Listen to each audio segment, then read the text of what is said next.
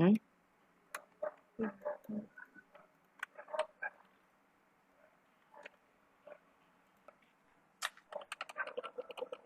Nhìn nó không chụp. So, hả? What are the main reasons you want to travel? Main reasons.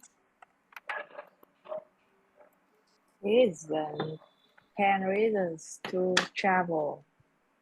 To learn, have adventures, to be anonymous.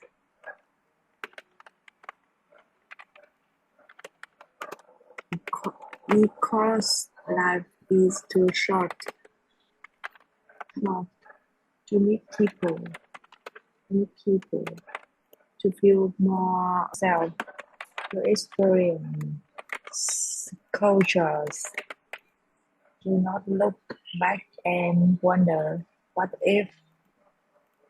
Ok. Đấy mình có là alive. Alive là ngược với death đó em. Death là chết. Dead. Alive sống. Short. Dead.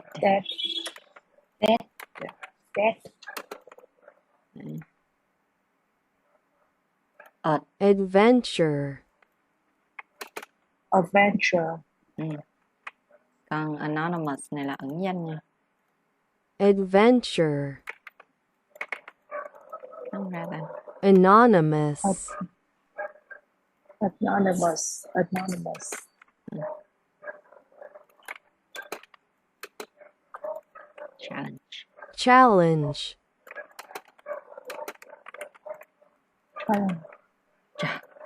myself. Challenge.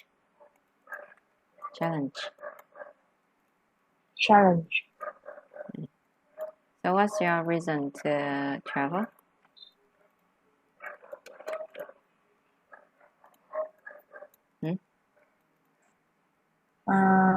I travel to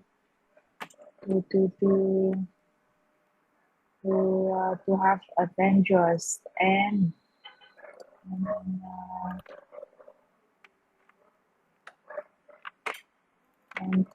to know yourself. And explore cultures. Explore cultures. I just spend my money, right? Spend my money saying I have too much. I don't travel. I don't travel to meet people. Okay. I want avoid people. I want to avoid people. Avoid people. Okay. So you can say I want to spend my money because I have too much. Yeah.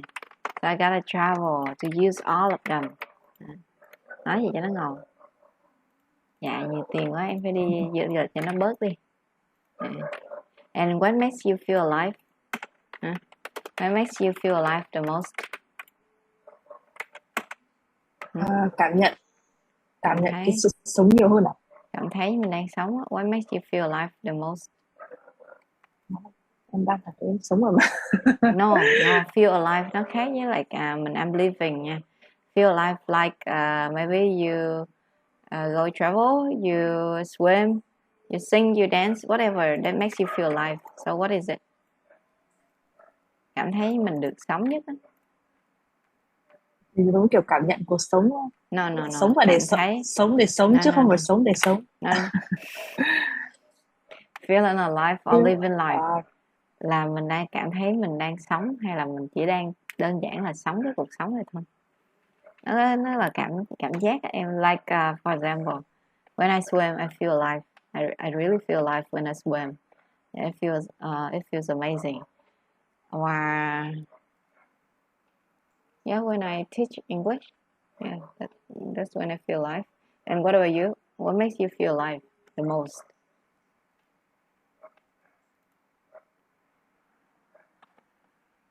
What makes you feel alive the most?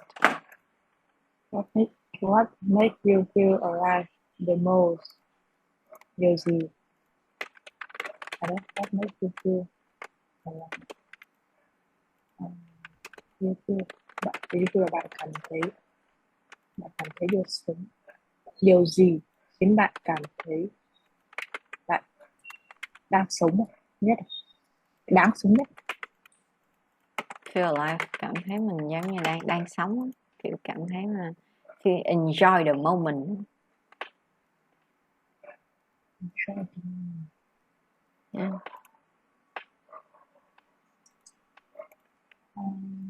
I have a dream. Hả? I have a dream, tôi có một giấc mơ. I have a dream that I can freelance to do anything that I want. You are financial free. You mean you are financial free, right? Đúng không? Có một giấc mơ là em có thể tự do tài chính để có thể làm bất cứ điều gì mà tôi muốn mà không cần phải đi làm. Vậy đấy. I have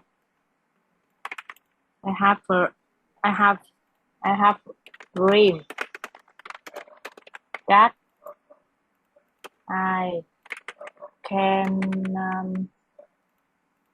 I can achieve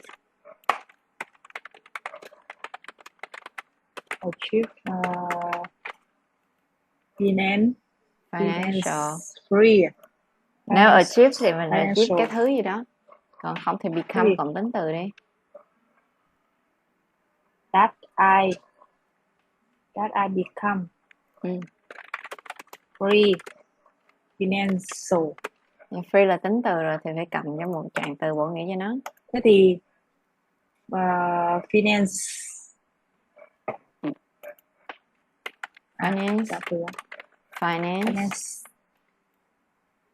finance gì? Ủa, bây giờ finance free là tự do tài chính rồi. No, đây là danh từ become ha. Become tính từ. Còn chừng nào mà become mới cộng danh từ. Become cộng tính từ. Person. Finance person hả? Free finance person hả? Đâu lấy được cái này bộ người chứ cái này được. Chừng nào khi nào financial vẫn là phải là tính từ. Tính từ bổ nghĩa cho danh từ.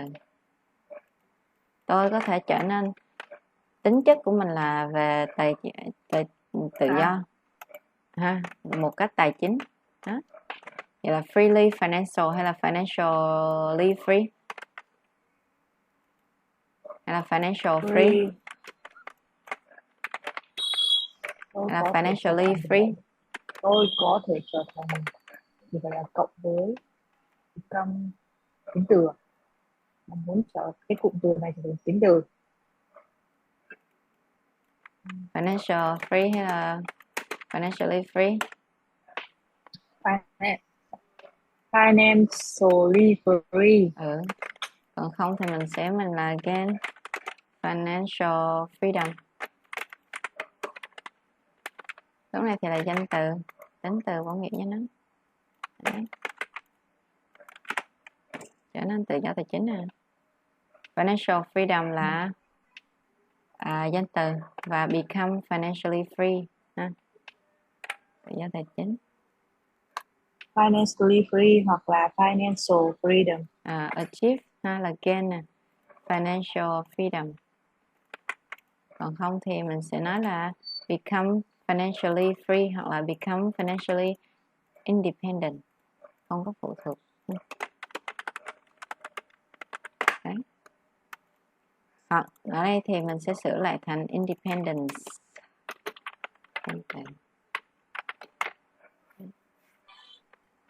Right. Next. Yeah, so you can do anything you want without going to work, right? Yeah, but I think after traveling or do anything you want, you gotta, at last, you will have to get back to work. Without working, I feel a bit Boring. Yeah. What about you? How do you feel when you don't have to work?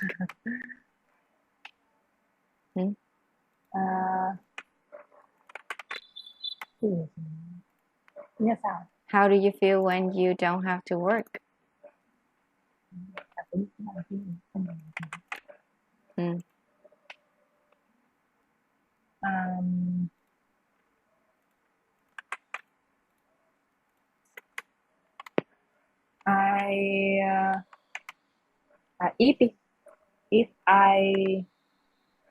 If I don't have to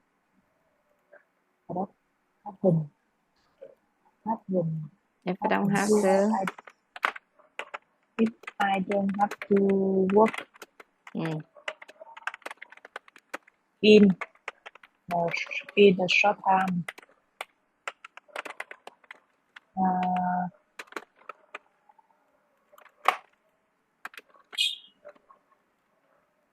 I feel happy. But what if you're unemployed in a long time? But in a long time, I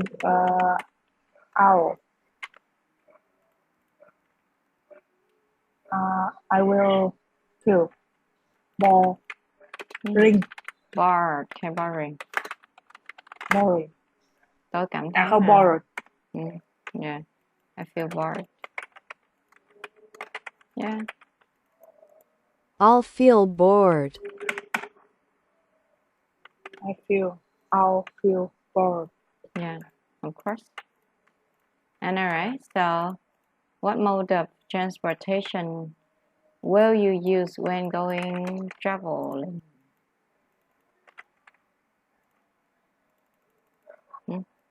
What's the most effective, cost-effective mode of transportation? Giống như means of transportation thì là mode. Rồi. Có nhiều lắm. For example, land transport system, road, railway, water, air. So, what is your favorite?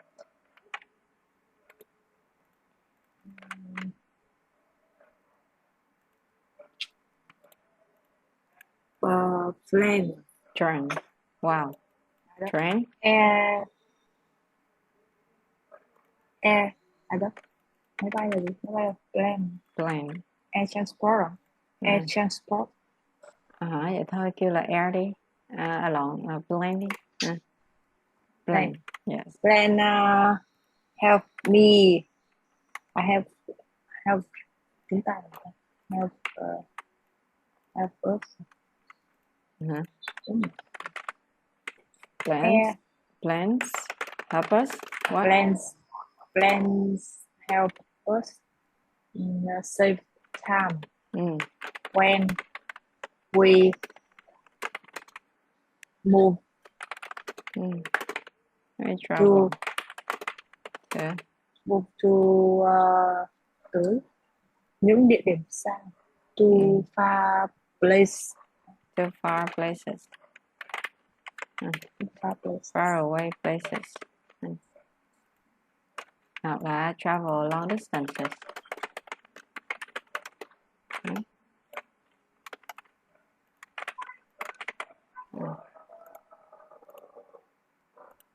Airplanes help us save time when traveling, going to far away places, long distances.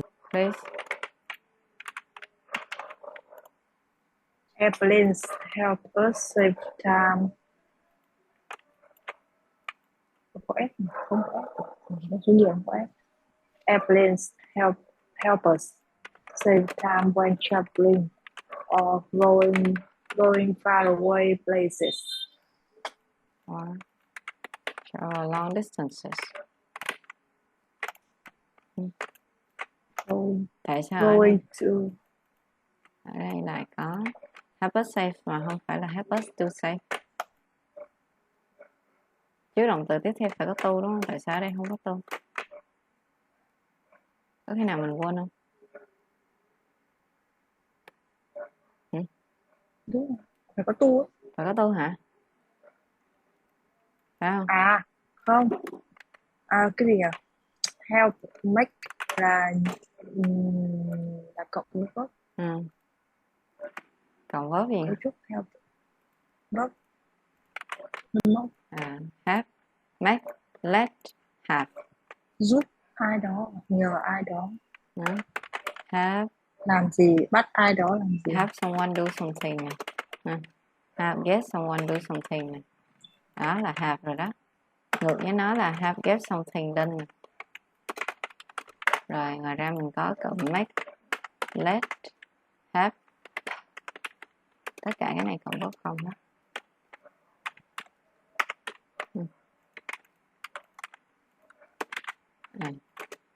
Cái này cũng verb không này. Rồi. Next. What type of accommodation? Câu vừa nãy là gì nhỉ? Going to far away cái gì? Places. Going to far away places. Đây. Có một bộ truyện tên Far Away, From Far Away á, hay lắm. Này. Này. From Far Away này. Đó. Okay, next. What type of accommodation will you choose to stay in?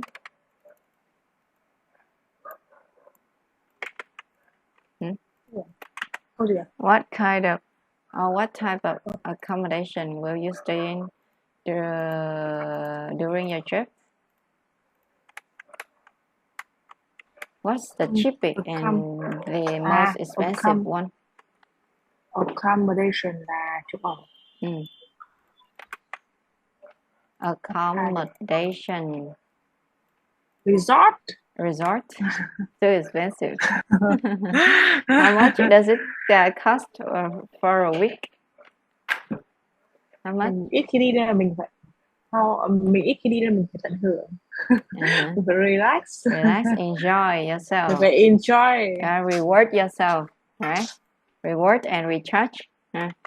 Reward and recharge. Right? Yourself.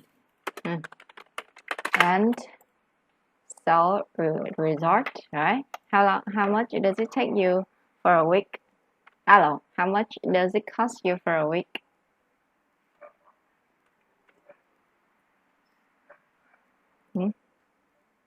How much? Yeah.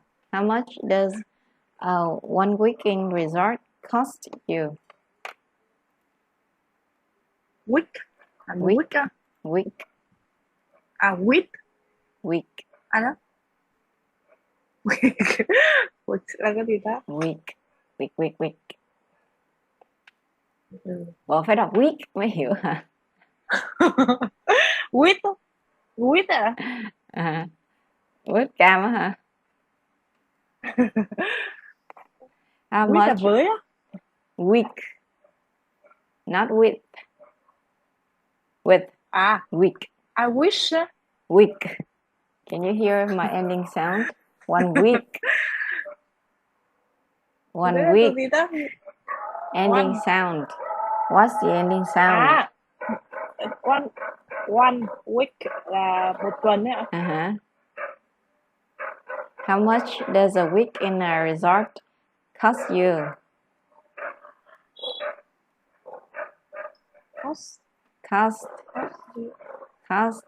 How much? Cost thì chỉ có một thứ thôi. Cost thì cost là giá, nhưng mà cost you là làm tốn nhiều tiền á.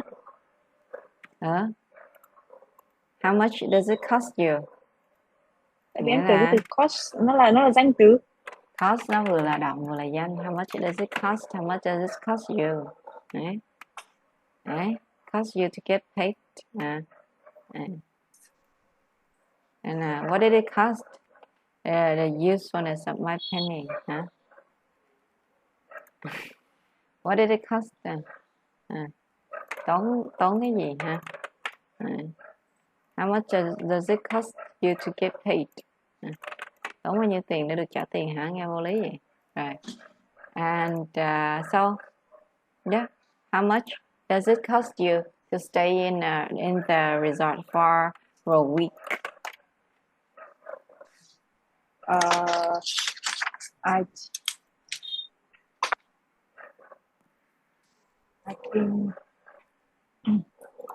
think tôi nghĩ là I think the resort không don't cost a lot of money on daily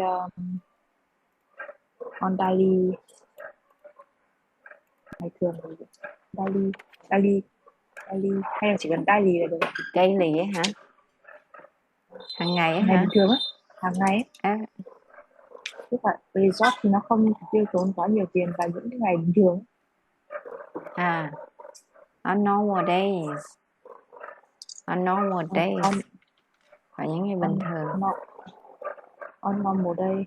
On normal day. Hoặc là weekdays. Weekdays. But I just traveling on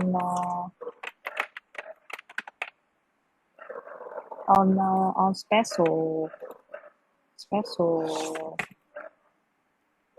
vacation. On holidays. On holiday. But the price is more expensive. On holidays, the price is more expensive. It's higher. The price is higher. The cost is higher. So the price the price is higher. On holiday, the price is higher. But I gì? Accept. Yeah. Nhưng mà accept em cảm giác như là nó chấp nhận theo kiểu chấp nhận một cách tự nguyện đấy. Còn có cái từ gì mà nó chấp nhận theo một cách Okay, thì ép I'm buộc. fine with it. But I'm fine with it. Okay. What do you think about hostels? Hostels. It's like a dorm. You share a room with many bunk beds. Có nhiều giường tầng đó em, and you sleep in that like a dorm. Bunk bed. What do you think about that? Đấy, it's like that gọi là hostel. Như vậy nè, like a dorm, giống như dorm vậy đó. But it's very cheap, like only 100,000 per night instead of 200 or 300, right? So only 100,000 per night. What do you think? But you share a room with many people. No, I don't. You don't. I don't. I'm not fine with it. This is private rentals like Airbnb. Have you ever tried Airbnb?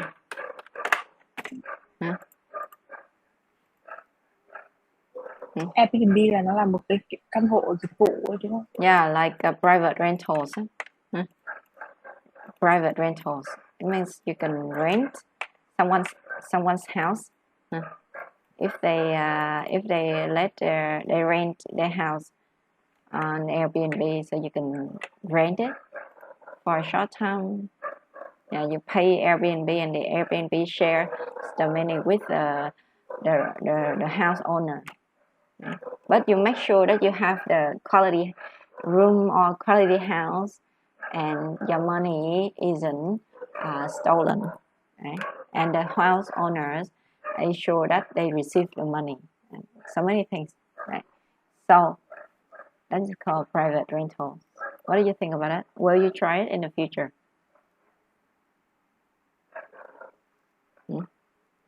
Will you try it in the future?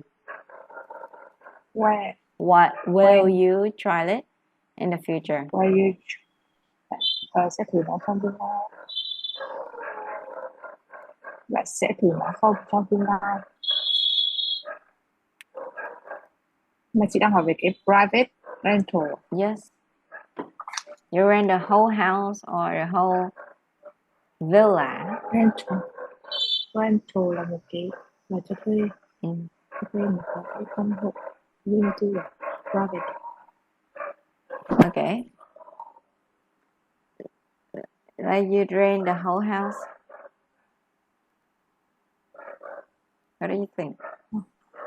I want live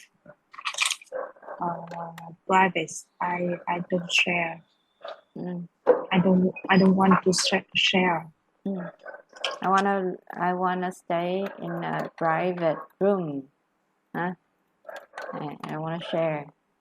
Với bất cứ ai thì nói sao? Anyone. Chữ với đâu? With. I don't want to share with anyone. With anyone. Tiếng Nhật. With anyone. With anyone. Okay. With So, anyone. With. Yeah. I want to stay in a private room. In a private room. Đấy.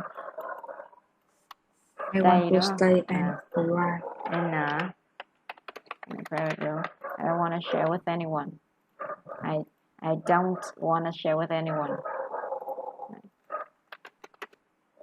Please. I want to stay in a private room. I don't want to share with anyone. Okay. Okay. So, what are your dream destinations? Huh? Destination. Destination.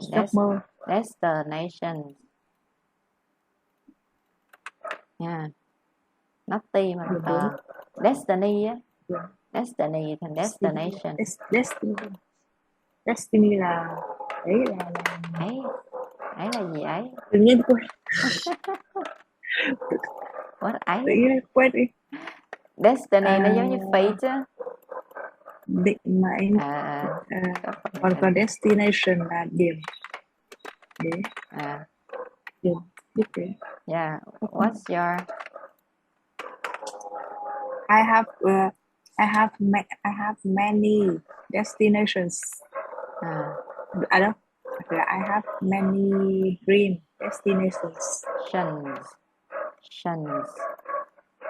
Destinations. Let's see what they want to go. Can I ask you a question?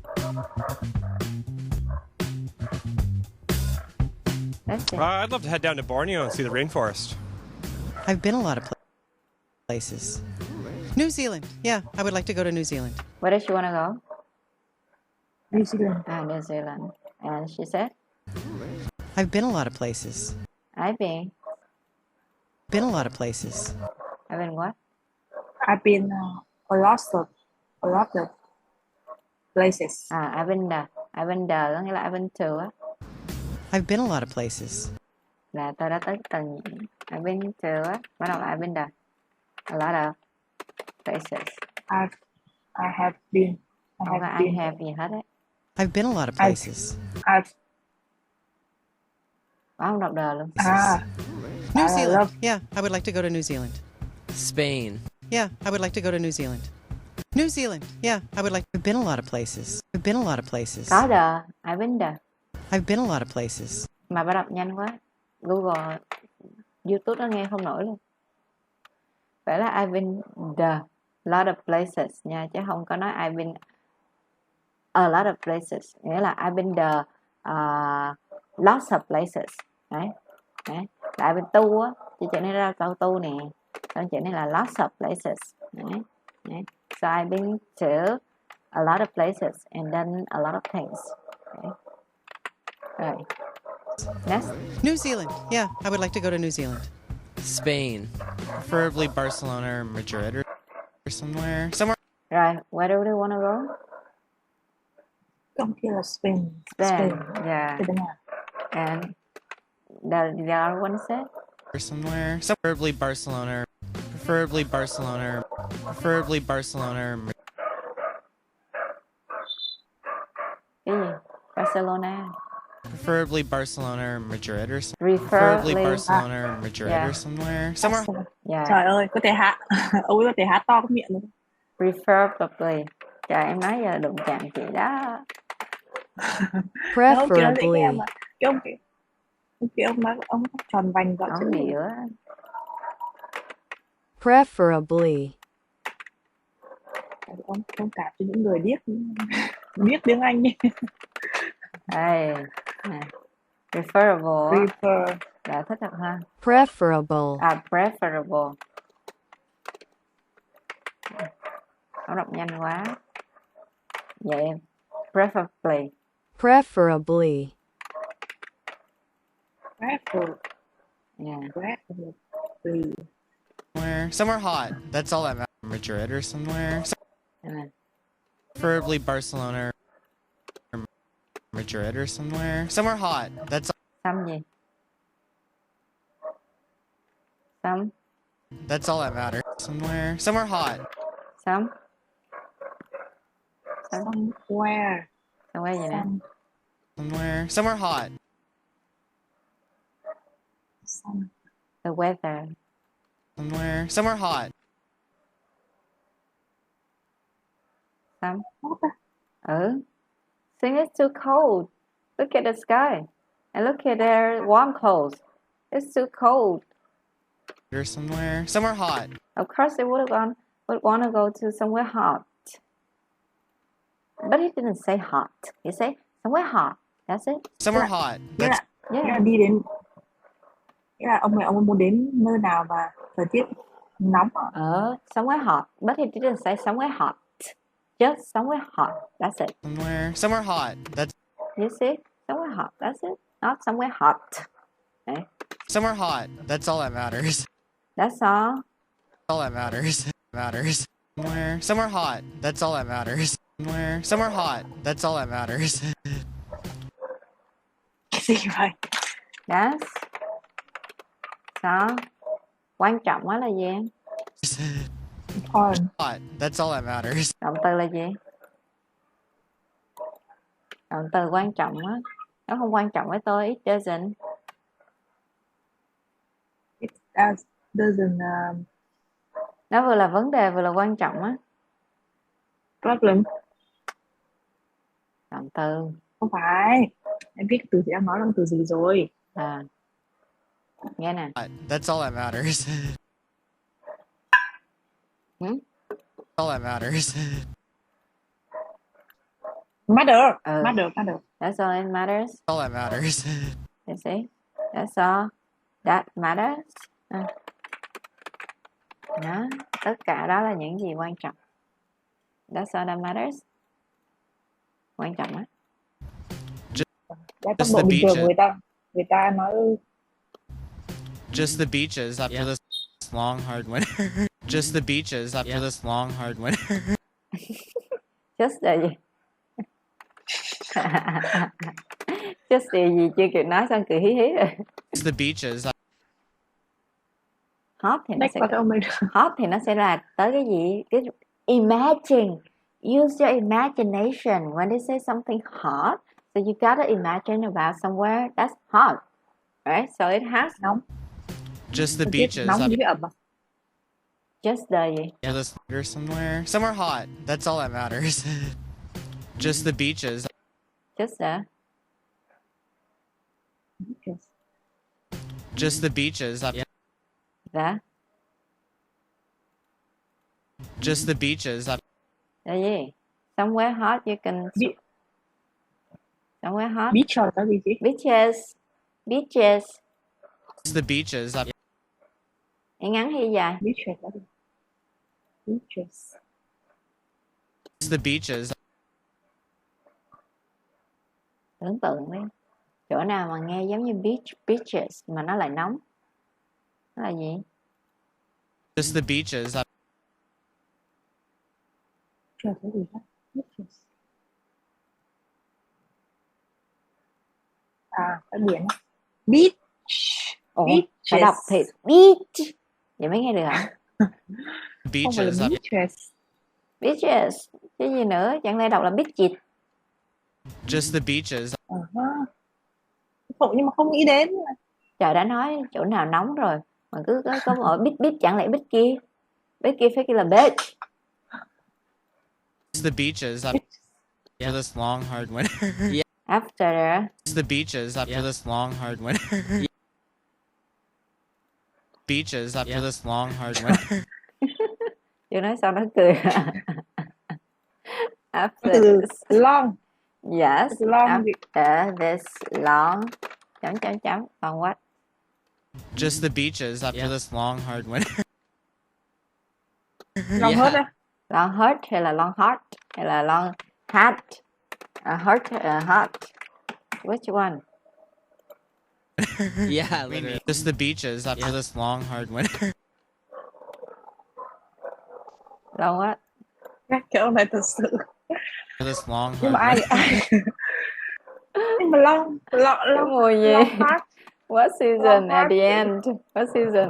After this long hard winter. After this long. Ở trên nói xong ông cười mất tiêu rồi. Hard winter. Win? Trái tim thì không phải. Win gì? Long hard Hot winter. thì không thể nào mà hai tính từ đi cùng với nhau được. Ủa, Không thể mất nào cái mà gì? long mà lại hot. Bậy nha. Tính từ hả? Em có thể 5-7 tính từ đi cùng với nhau được mà. À đúng rồi. Ví dụ mái tóc vừa dài vừa đen đúng không? À. Vừa đen vừa rối vừa dơ vừa xấu vừa bạc. Đó em có thể đi một chồng. Thế thì Em nào thấy không? Nó đi từ ở ngoài vô ha. Ý kiến nè, size nè, tuổi nè, shape nè, color nè, origin nè, material, purpose, là nó đi từ ngoài vào trong á. Vậy là cái mùa nào đây? Winter. Yeah. Winter. That's after this long hard winter. Yeah, literally. After this long hard winter. Yeah. YouTube nó dịch đâu nổi luôn. Winter. YouTube nó dịch là this long year. No, This nó long, chỉ lượt tới khúc đó rồi. Long hard winter. Yeah. This Là nó long. cười mất tiêu rồi, nghe đó ra đâu. This long hard Đánh cái winter. nói Việt. Nói Việt phát là this long. This long hard winter.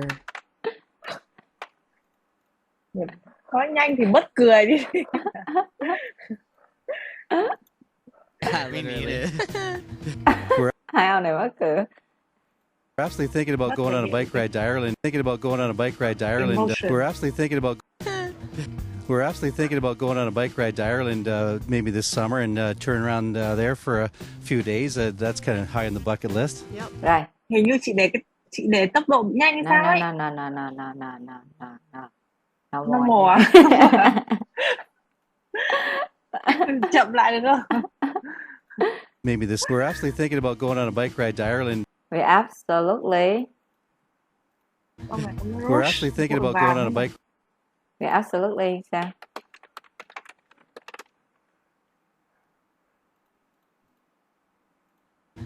We're absolutely thinking about going on a bike ride to Ireland. Bây giờ mình nói mình không biết cái local bilingue gì của ổng là gì đó, mình bỏ qua cái tên đi, nhưng mà we absolutely còn động từ gì? We're absolutely thinking about going on a bike. We're absolutely thinking about going on a bike ride to Ireland. Product. You take à? Không có đâu.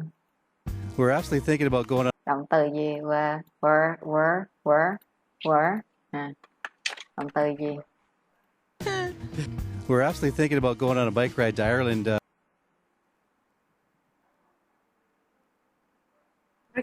Break Island là gì? Kệ nó đi, island gì kệ nó, nhưng mà động từ là gì? Sao em nghe, em toàn nghe là những từ nó không quan trọng à? Nó không có luôn á.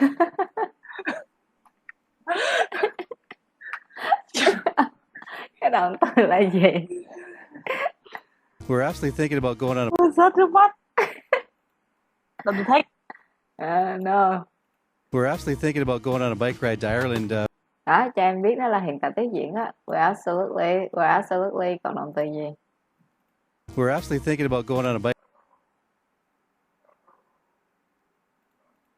Không We're phải actually từ thinking about going on. thách và Honda. No. We're actually thinking about going on a. Ở đây nó có hai động từ. Absolutely cộng cho cái gì đó, cộng một giới từ. Một động từ và một giới từ. Đấy. We're actually thinking about going on a bike ride. We're actually thinking about going on a bike ride. Nó anh tô á, nó đọc thành ngon chữ đọc nhanh quá thành ngon nào. Absolutely còn động từ gì? We're actually thinking about going on a bike ride to Ireland. Đấy. Going on a bike ride. Oh man. On a bike ride to Ireland. We're actually thinking about going on a bike ride to Ireland. Thinking about going on a bike ride Ireland. Maybe this summer and. Đúng rồi. Rồi, maybe. Không nghe được, không nghe đúng từ gì luôn đấy. Maybe gì? Maybe this summer.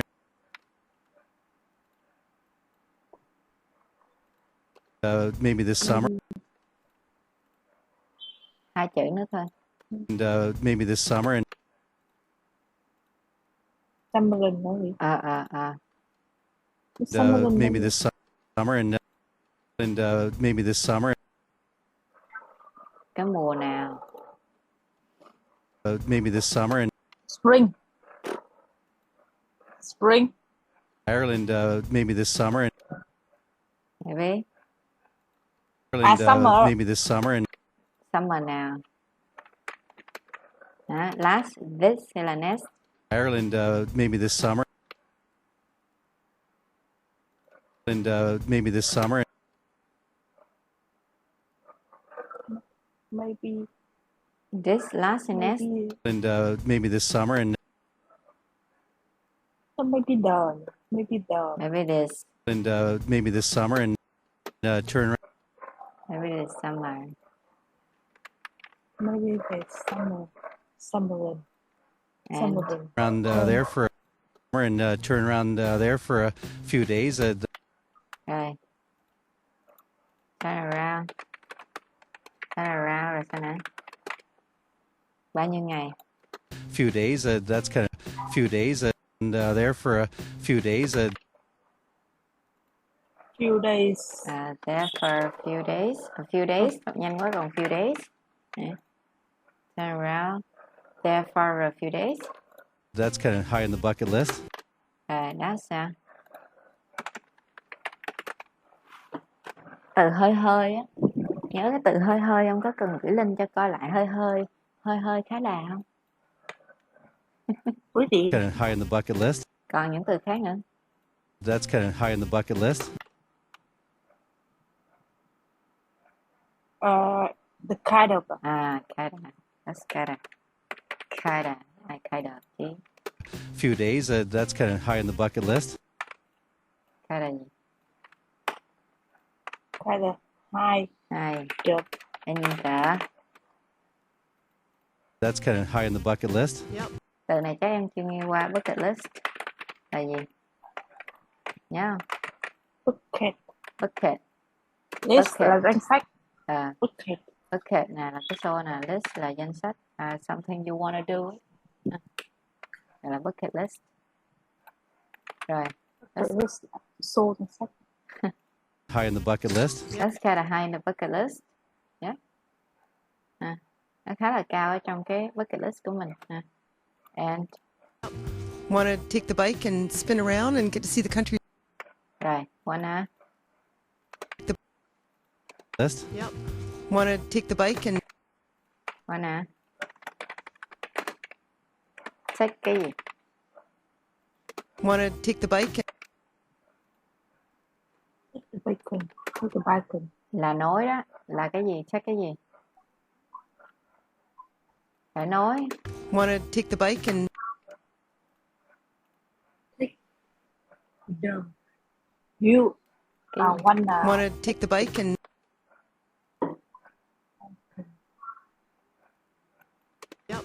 want to take the bike and Nãy ông nhắc tới ông đi đó để làm cái gì? Ride, right? A bike ride. So, want to take the bike and spin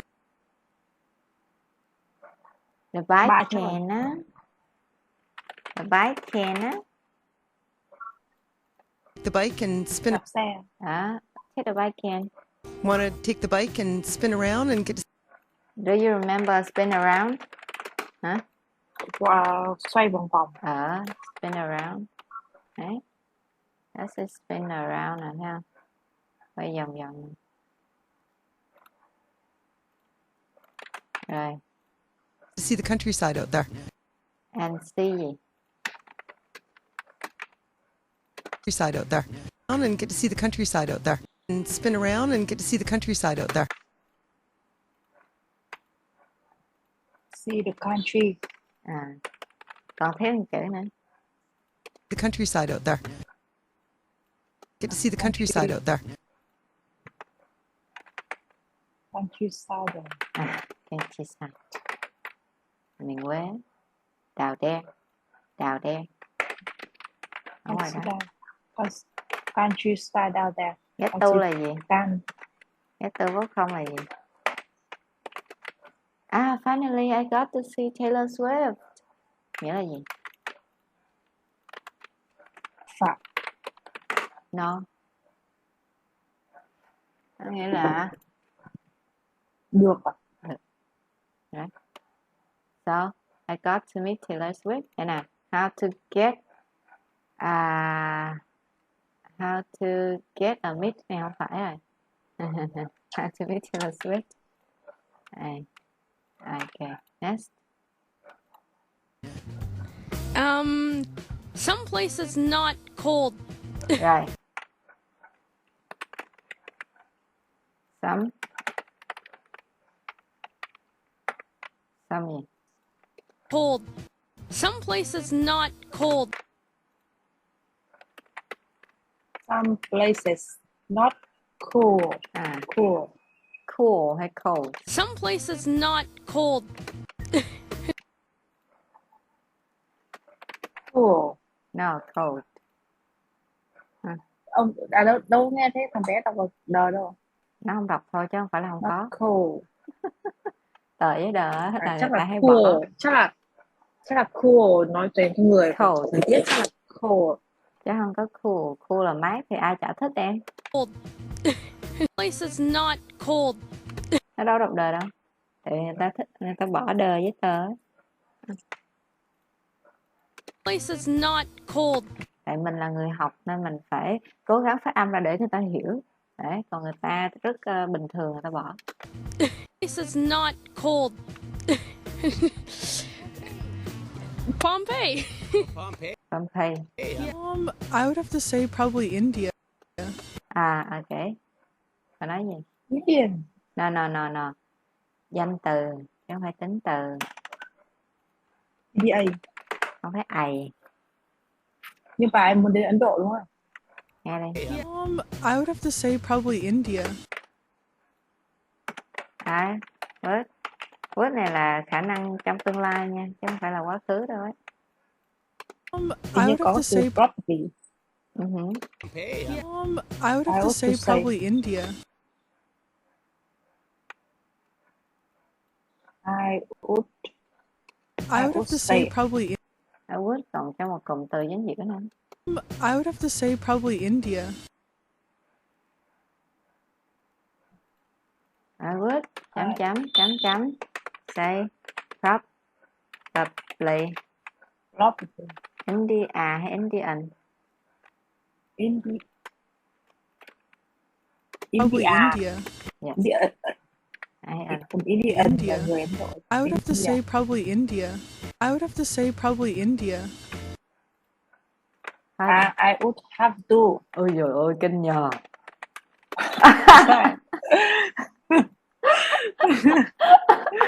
Tiếng Hoa. to say probably India. I would have to say probably India. I would have to say probably India. Mặc dù câu này không hề quá khứ đơn ha, nhưng cái would này là kiểu khả năng. Đúng à? I have to say probably India. Ghê không mấy bạn ơi, ghê không. Đây cái đuôi hình bắt chữ.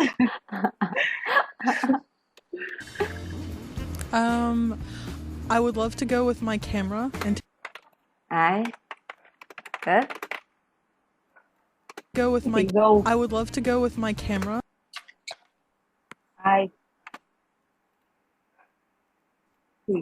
With my camera.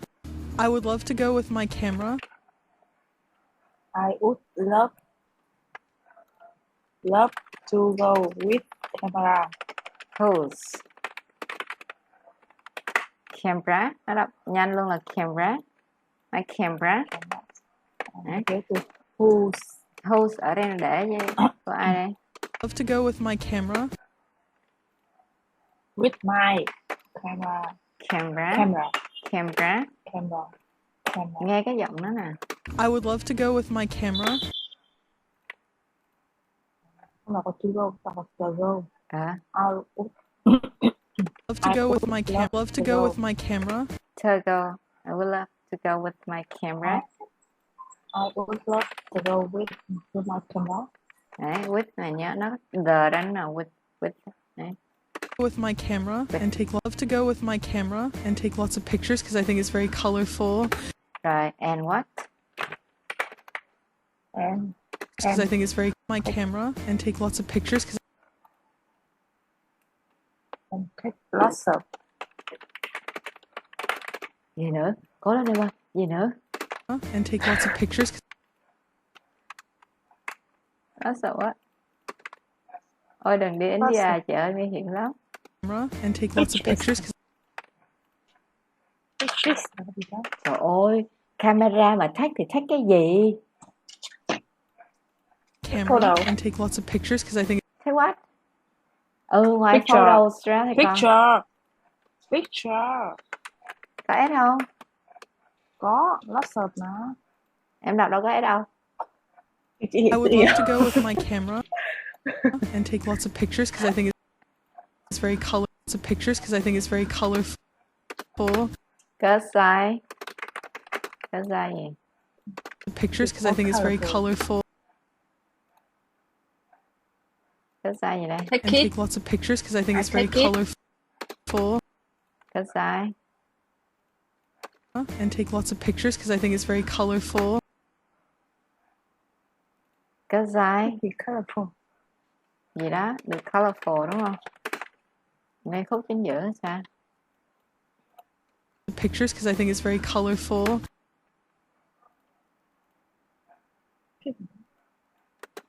And take lots of pictures because I think it's very colorful. Cớ sai. And take lots of pictures because I think it's very colorful. Cớ sai. Because I think. Lots of pictures because I think it's very colorful. I think it's very colorful. Okay. I think it's. And take lots of pictures because I think it's very colorful. And also I think it's. Lots of pictures because I think it's very colorful. Right. And also I think it'd be refreshing to go somewhere where you're the minority and you're not. Right. I think. Where I think it'd be refreshing. And also I think it'd be refreshing.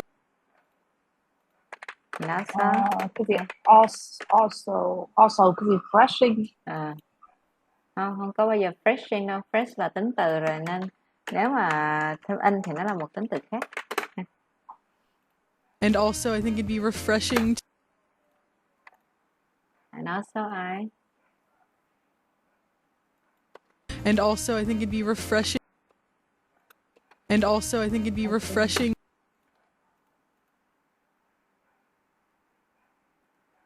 Refreshing. I think cái đồ bi á. Very Very gì? And also, I think it'd be refreshing. Fresh. Refresh. Fresh. Chắc là Okay. fresh in. Refreshing. Refresh là động từ này, refreshing là chính từ nè. Đấy. Also, I think it'd be refreshing to go somewhere where you're the minority. So,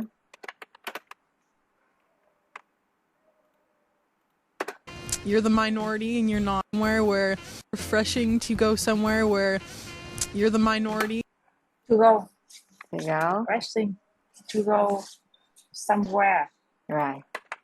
Somewhere you're the So I think it'd be refreshing to go somewhere where you're the minority.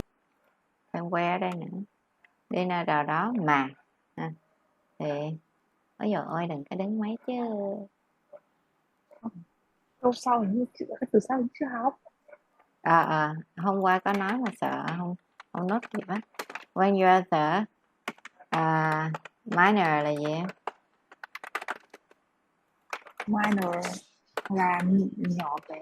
À, Major là to. minority là dân thiểu số. Gì? Majority Thiểu số. là dân Đa số. So Minority. minority. Sorry. Minority. Tí có hai cách là một là m hay là mài nha. Đây.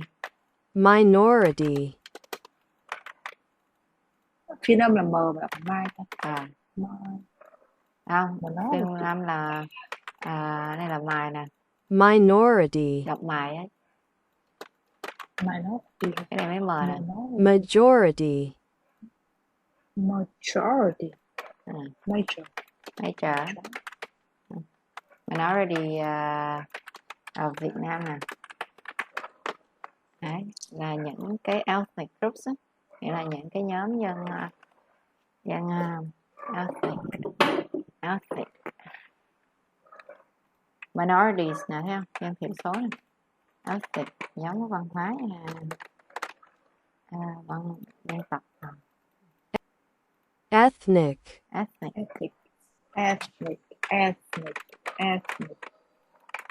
Ethnic. Ethnic. Okay. Where you are?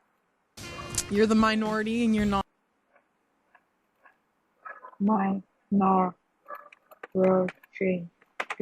Yeah, you are the minority. You're the minority and you're not. You are the minority. And Not like, I don't know, throw some perspective on how I live my life here. okay. How I live my life here. Throw some perspective on how I live my life here. Through cái gì em? Through some gì? Through some. And you're not like, I don't know, throw some perspective on how I live my life here. To some. Quan điểm á. Perspective on, I don't know, throw some perspective on, I don't know, throw some perspective on. Quan điểm á. Some. Có điểm là point á. Không, một chữ nó dài như con rắn nước á. I don't know, throw some perspective. Respect. For I don't know, throw some perspective on. perspective.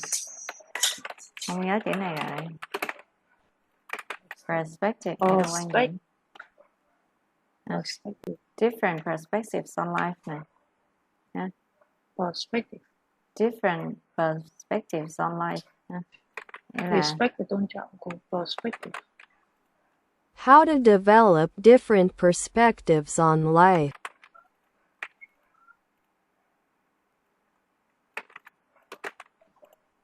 How to develop different perspectives on life. How to develop different perspective on life. Develop. Perspective. Perspective. Develop. Thì không phải develop mà là develop. Develop. Okay. Develop. Someone in perspective. And throw some perspective. And I don't know, throw some perspective on how I live my life here. on gì?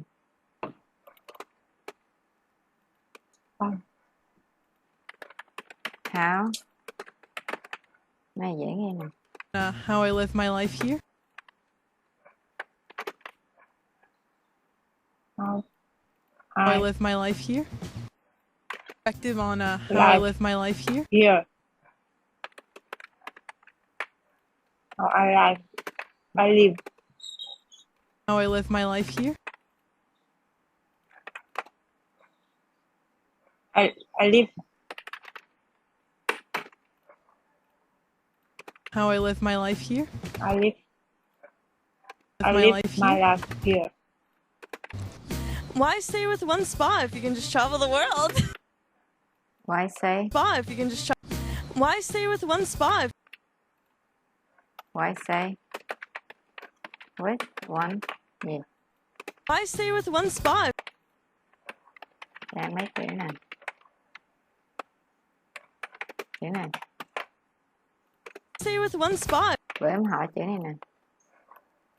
Why stay with one spot? Once. Stay with one spot. Chữ nào?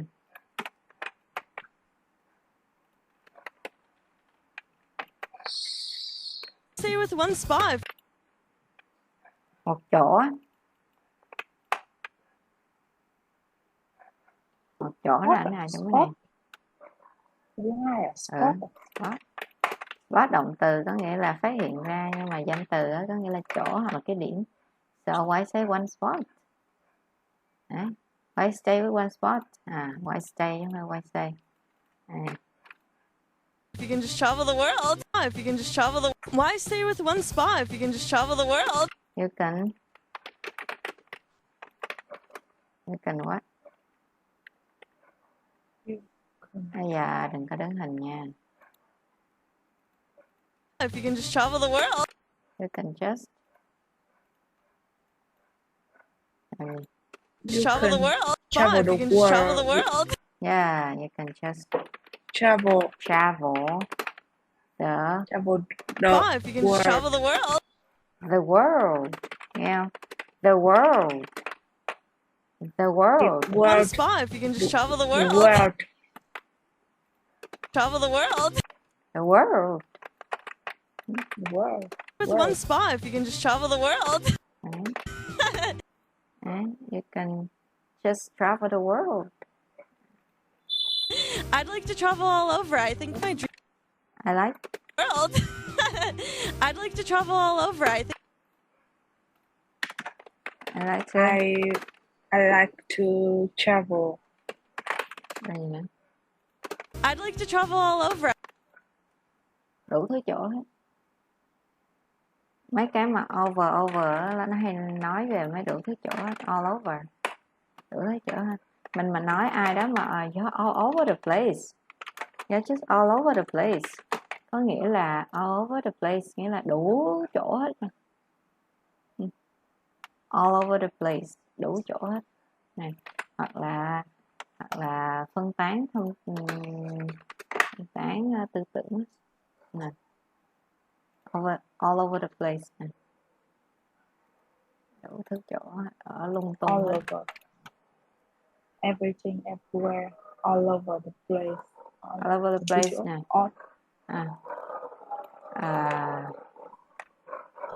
Đây nè, ở rất là nhiều nơi nè. Hoặc là không đúng nè.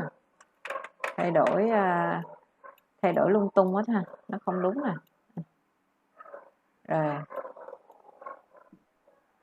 This ramen was all over the place. Nghĩa là bữa nay đánh trống thấy nó cứ lung tung hết. Này. Nó không đúng nè.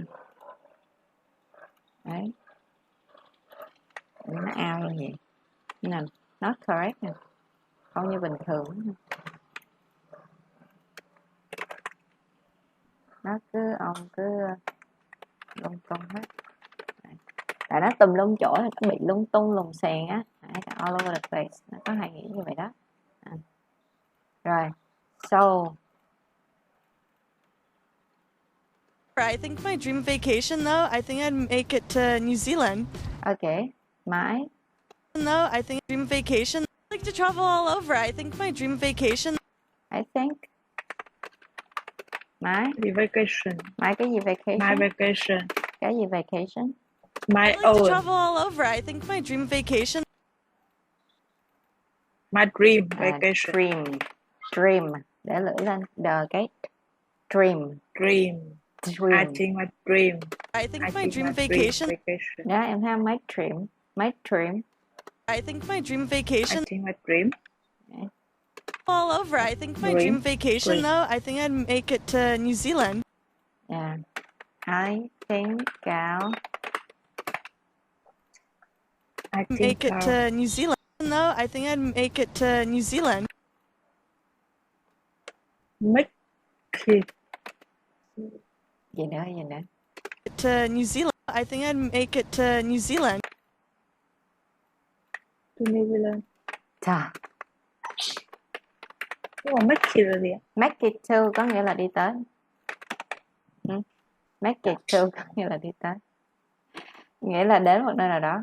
Ha. Yeah. Yeah. Mình nói là oh, I made it. Thì có nghĩa là không phải là làm được. Ha. I made it có nghĩa là tới kịp rồi. In time đi. Oh, tới kịp rồi. Okay. So, I made it in time. Đấy. Tới kịp rồi nha. Đấy. Đây nè, the guy that moment. You're right, you made it in time. Tới kịp giờ rồi. Okay.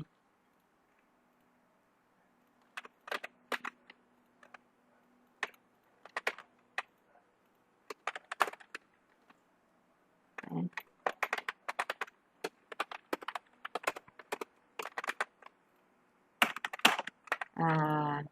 Đây nó có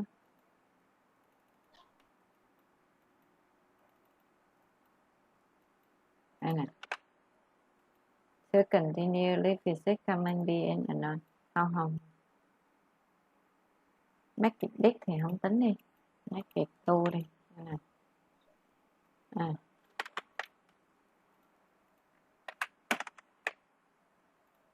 Đi đến nè.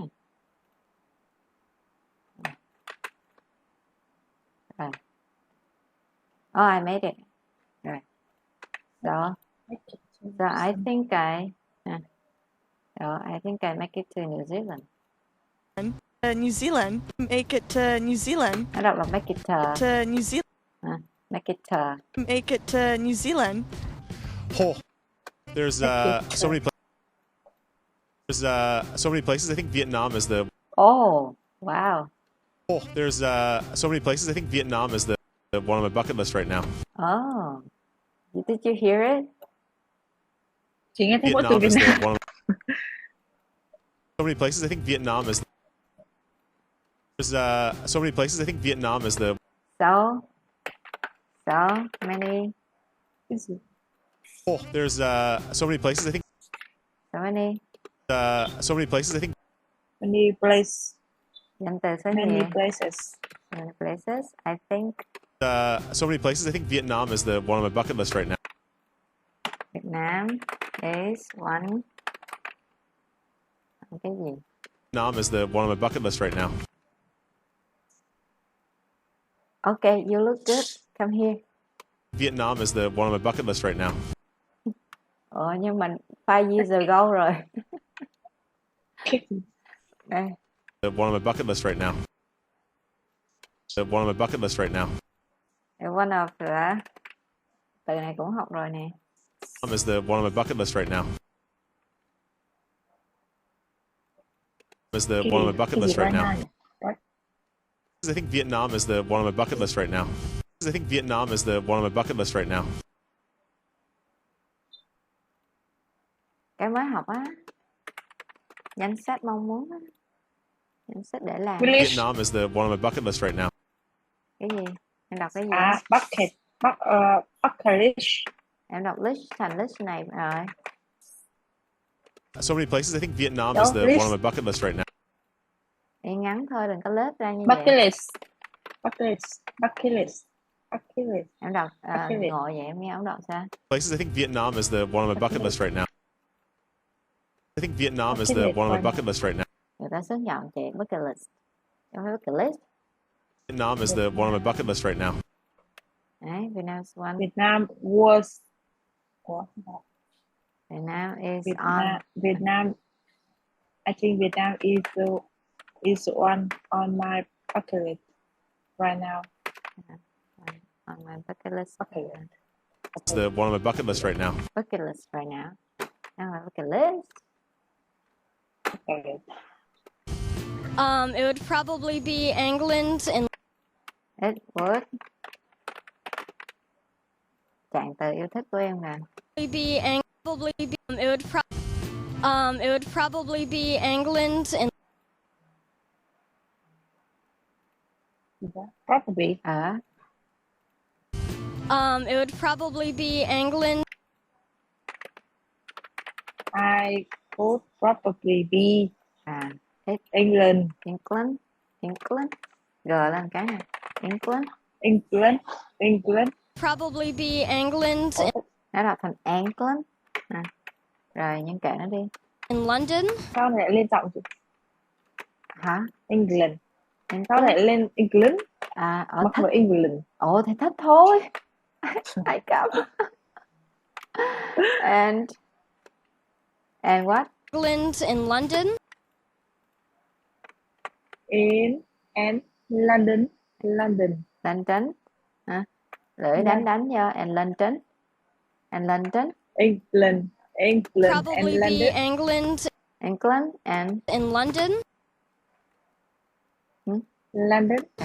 Because I think it's a really nice place and I never got to see the Big Ben. I think it's Place and I think it's a really nice place.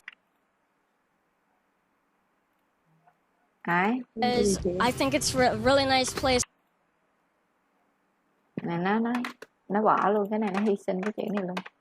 I think it's Because I think it's a really nice place. I think it's a really nice place.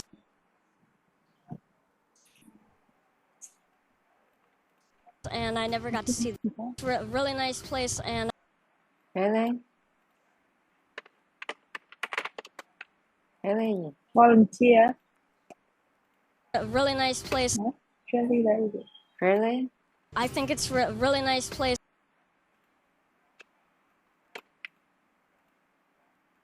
A really nice place. Really? A really nice place.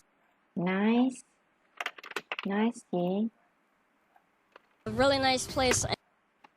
Right, nice places. Không, có sệt không? Really nice place and I never got a really nice place and Có sệt không? Nice place. Có ệt không? Thì làm sao mà sệt được? Nó không đọc luôn. I think it's a really nice place. And I never got to see the Big Ben. Place. Đấy, nó có đọc là places không? And I never got to see the a really nice place and I never got to see the Big Ben. Rồi. And I never got to see the Big Ben. And I never got to see the Big Ben. And I never got to see the Big Ben. I never got to see the Big Ben. I never got to see the Big Ben. I never got to see the Big Ben.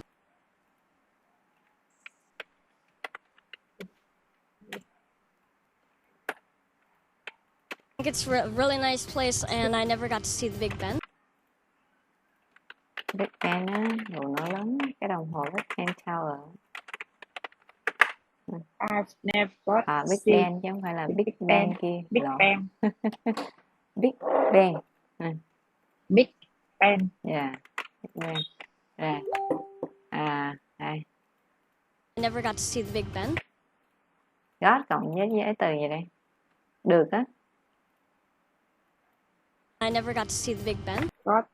Have. Got còn hát. Got to see the Big Ben. I And I never got to see the Big Được gặp Taylor á là get gì? meet. See. Meet. Get cái không gì? See. Tôi hỏi get cái gì? Được á là get gì? Get to. Dạ. I've never got to see the Ừ. Big Ben. Nó đọc là I never got a. really nice I've place, never and got I to never got to see see the Big Ben. And I never got to see the Big Ben. I've never got to see the Big Ben. Hoặc là I never got to see the Big Ben. đấy, nó có thể đọc là I've never got to see á, nhưng mà nó đọc nhanh quá nên bỏ luôn rồi đó. I've never got to see the Big Ben. Cái câu này phải đúng là như thế này nè mới đúng. I've never got to see the Big Ben. Là chưa bao giờ được xem, chứ không phải là tôi đã không được xem nha. Là I've never got to see the Big Ben. Không có đọc là I have nha, hoặc là I've nha. Nice place, and I never got to see the Big Ben. Đây.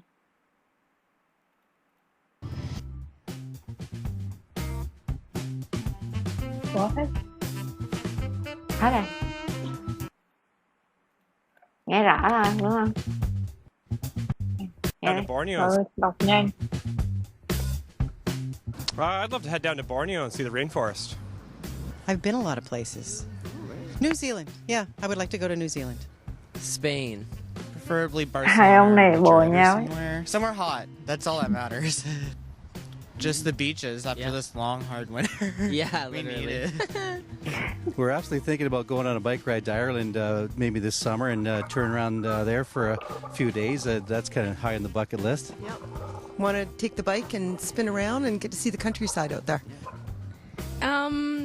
Some places not cold. Pompeii. Pompeii. Yeah. I would have to say probably India. I would love to go with my camera and take lots of pictures because I think it's very colorful, and also I think it'd be refreshing to go somewhere where you're the minority and you're not like, I don't know, throw some perspective on how I live my life here. Why stay with one spot if you can just travel the world? I'd like to travel all over. I think my dream vacation, though, I think I'd make it to New Zealand. Oh, there's so many places. I think Vietnam is the one on my bucket list right now. It would probably be England and London, because I think it's a really nice place, and I never got to see the Big Ben. Đó. Nghe xong thấy nó dễ hơn hẳn đúng không? Trời ơi, nó còn 1 phút 44 mà mình nghe nửa tiếng đồng hồ không ra. Quá buồn. Đấy là tốc độ bình thường khi mà người ta nói. Đó là em chưa nó nghe nó cãi lộn giữa các đoạn với nhau á. Cãi lộn thì mình avoid. Nó không phải là cãi lộn mà là tranh luận. Né né. Để coi kiểu discuss. Debate chứ. Debate á. Bàn luận là discuss. Debate kiểu hai bên tranh luận với nhau là debate ha. Và người ta hả? Debate. Đây, kiểu hai mấy bên tranh luận với nhau kiểu như này. Đây. Mình xóa chữ notes này đi.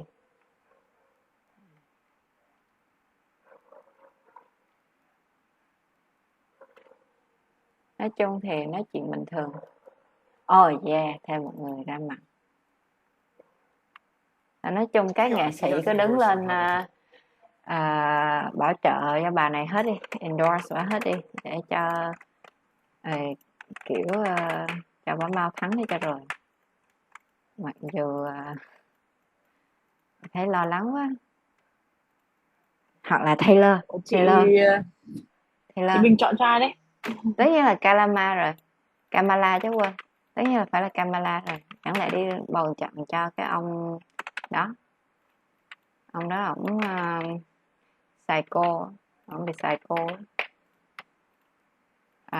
Total. Ok. Đây là kiểu nó nói chuyện như vậy là bình thường nè. I don't think this Chậm hơn mấy người hồi nãy á. moves any more Tại nói voters chuyện than trên đài truyền hình á. Hulk Hogan did. Yeah, but we have these undecided voters, right? We have these people that can't decide if they're Everyone going to was vote or waiting not. Vừa nói chậm xong. He's not a Republican since Mitt Yeah, I was Romney. like, who has I mean, been the nominee the since Republican Romney? Since Mitt Romney is It's Donald just Trump. It's been Donald. It's been Donald Trump for 100 years. I mean, he hasn't endorsed Donald Trump. is what you're saying. He has not really? endorsed Donald Trump, is what you're saying. And not only that, he's been outspoken about the parallels that he sees between the MAGA movement and his childhood in Nazi-dominated Austria. He said explicitly, and you can smirk all you want, go back and watch his own words on this network to Dana Bash, that January 6th reminded him of Kristallnacht. And he issued a 12-minute video warning about the dangers of a hate-filled movement in March of 2023. I think it's not a surprise, given who he has been and the communities that he's embraced over the last several decades. And believe me, I disagree with Arnold Schwarzenegger on a lot of politics. But fundamentally, like he says, I'm an American first and a Republican second, and it's very clear to him who the choice chậm is hơn ở that chỗ nào chị? can best give us an opportunity to become the country that he so loves. Yeah, and I would say as a fellow immigrant, I'm also someone that chose America as my chosen country. Arnold Schwarzenegger is that too. And I think sometimes when you come to a country and you buy, you know, the red, white, and blue and the stars and stripes and the people from anywhere can make it if they just work hard enough thing, you have this faith in American patriotism and the America that you love. And I would say I'm an American first and then I'm currently a Democrat. I think I'm a liberal.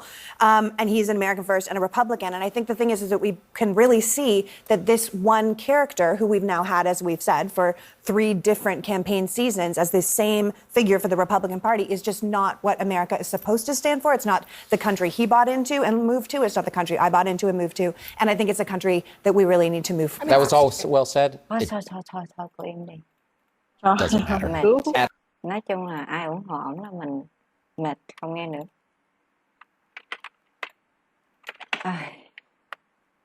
Đây. Total budget. What's your total budget for a trip?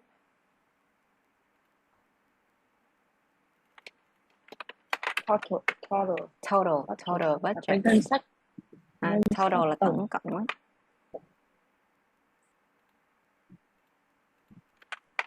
Tổng ngân sách cho chuyến đi.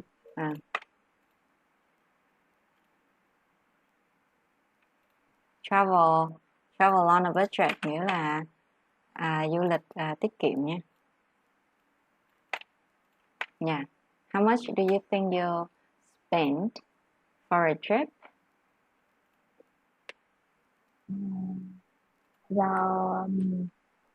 About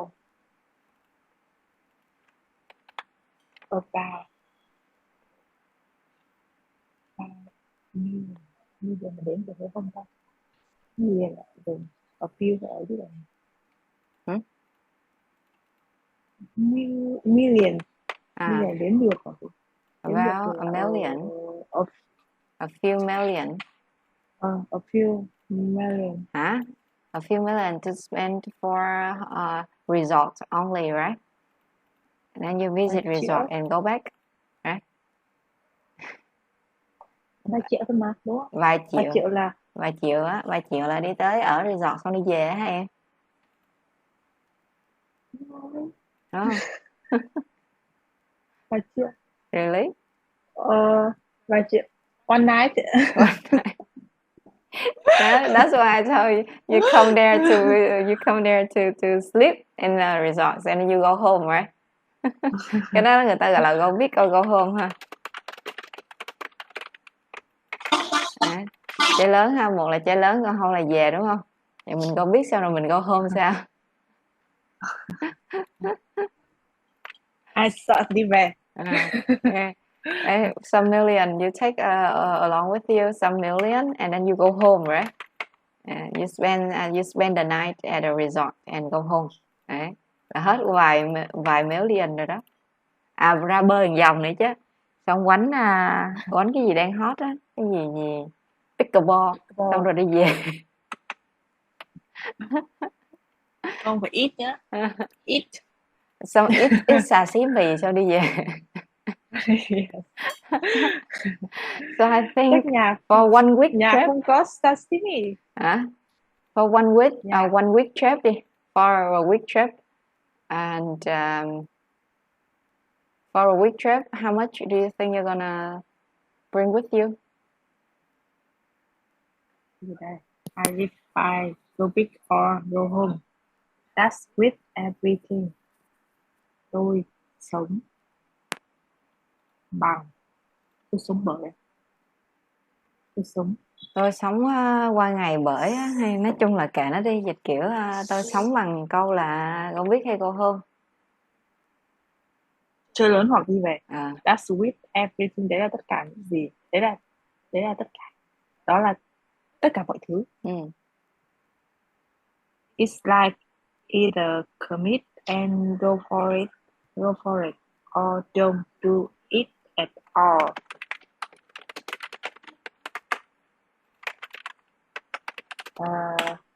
Nó như là either or là gì? Không, cái này cũng không. Bài neither no mới là. Cái này là hoặc. Cái này là hoặc. Either or là hoặc. Là nó. Hoặc là cam kết cho nó. Hoặc là làm. Cam kết. Hoặc là cam kết và làm nó. Hoặc là không làm gì cả. I apply that to everything. Tôi áp dụng điều đó vào tất cả mọi thứ. I apply that to relationships. I apply that to everything. I apply that to relationships.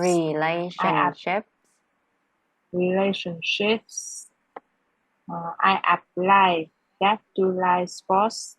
I apply that to everything. Apply. Yeah, phải có apply vô. Apply.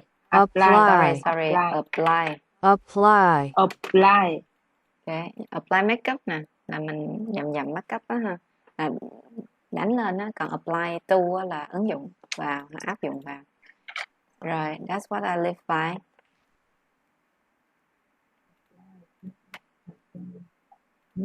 Tôi ứng dụng nó vào tất cả mọi thứ. Tôi ứng dụng nó vào các mối quan hệ. Nó vào cách chơi thể thao.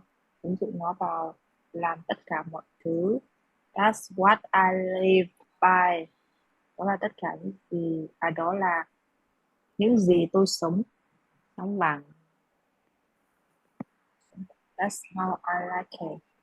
Đó là, that's what I live by. That's what I live by.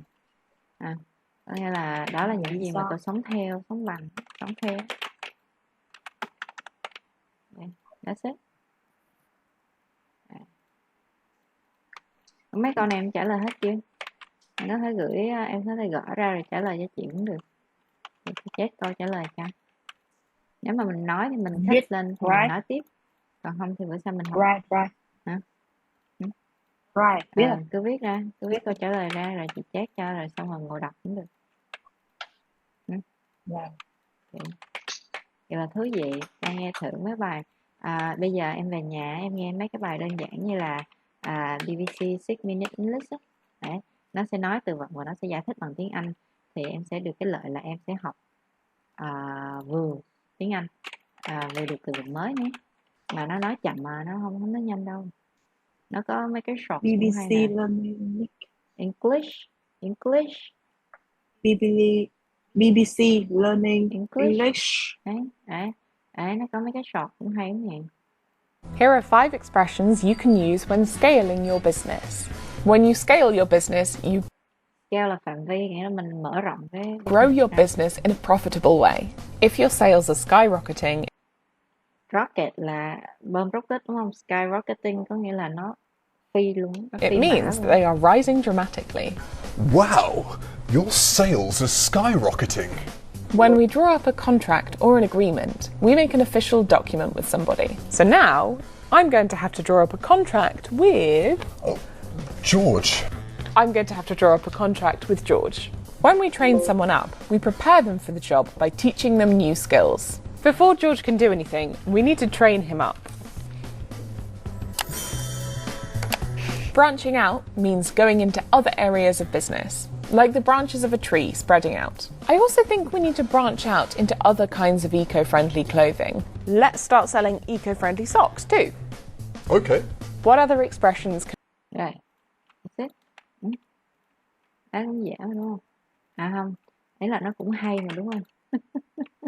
Rồi. Chứ nó không dễ. Nó hay.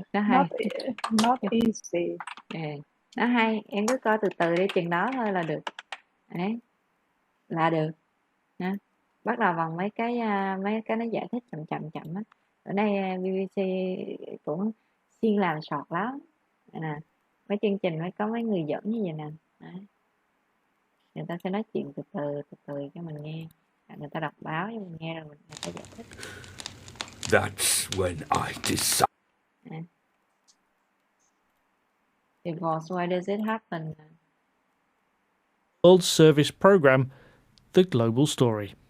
I married really young. I had no education. I married somebody who was older than me, who had a lot of education. And our mỗi ngày mà em đi bộ xong em coi này á, em coi vậy thôi là tự em giỏi lên, tầm nửa tiếng thôi cũng được, 20 phút cũng được, là em cứ nghe và coi sách, miễn là em có nghe và coi sách là nó sẽ giỏi lên. Chỉ có không làm gì nó mới em giỏi thôi, còn làm là nó sẽ giỏi. Hồi xưa chị vừa tập vừa đi bộ 1 tiếng, chị vừa coi vậy đó, coi có sách xong rồi coi nhiều năm cái khỏi sách nữa luôn. Nghe hấp dẫn nha. Nếu em nghe cái này cũng hay mà. Nó vừa nó phải có sách nó mới hay. worked well for a while. And then in my late 20s, I decided to go back to school. I no longer wanted to be a stay-at-home mother, which was what I was doing in my 20s. And that change in our situation for us just became completely unresolvable. And I think this is true for... Cưới sớm đó. Cưới sớm ở nhà làm mẹ xong rồi muốn đi phải học có cả sách tiếng Việt nữa. Sao? Nếu mà sách tiếng Việt hả? Sách tiếng Việt thì nghe podcast IELTS kia. Nó có sách tiếng Việt cho mình luôn. Em vẫn nghe mấy cái podcast ở trên TikTok.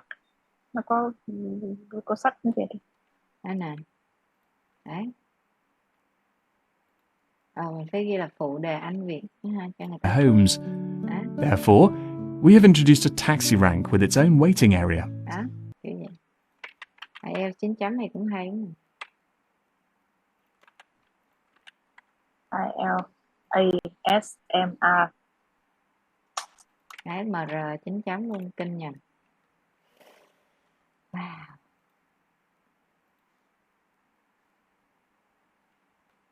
Ok, thôi anh kêu đi ngủ đi em. Bye. Rồi, nói đi ngủ đi là ý chị nói là hãy làm bài tập đi. Ha. Ý chị là gì đó. Không hiểu gì hết. Ý chị là gì đó, cảm ơn em. Làm bài tập đi. Tự học đi, self study đi. Yes. Bye bye. Bye.